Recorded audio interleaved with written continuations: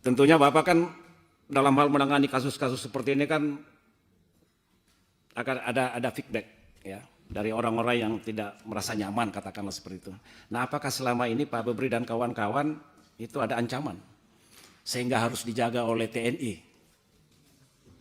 yang Bapak satu peleton, satu apa dan sebagainya, yang menurut saya sebenarnya kalau kalau saling menghargai institusi, seharusnya ini kan kewenangan di institusi kepolisian, tidak harus TNI, kan begitu.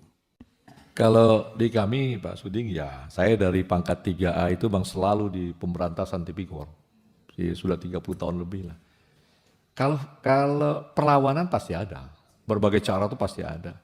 Tapi kalau sampai ancaman, mungkin mereka mikir juga lah kalau berhadapan dengan penegak hukum secara terang-terangan.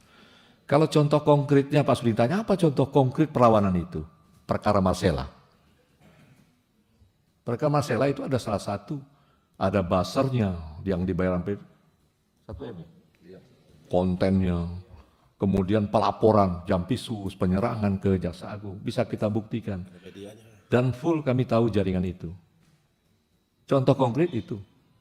Tapi kalau kembali ditanya untuk ancaman, nggak ada lah Pak Suding. Sampai sekarang kita bisa berjalan, kita hanya berharap ada dukungan politik, Komisi 3 masih sering komunikasi, dorong terus ya menjadi penyemangat bagi rekan-rekan kita semua.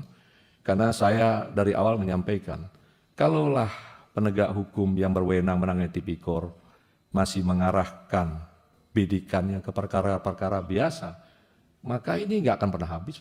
Cuma kalau kembali tanya kenapa ini TNI, ini memang ketika ada Jampitmil, ini kebanyakan memang nuansa pengamanan itu yang jaksa tidak begitu paham, banyak diserahkan memang dengan Jampitmil Pak Suding. Sehingga Pak Jampitmil ini yang mengorganisir bagaimana sistem, bagaimana cara yang kita juga, jaksa mungkin ilmunya juga tidak terdidik seperti itu.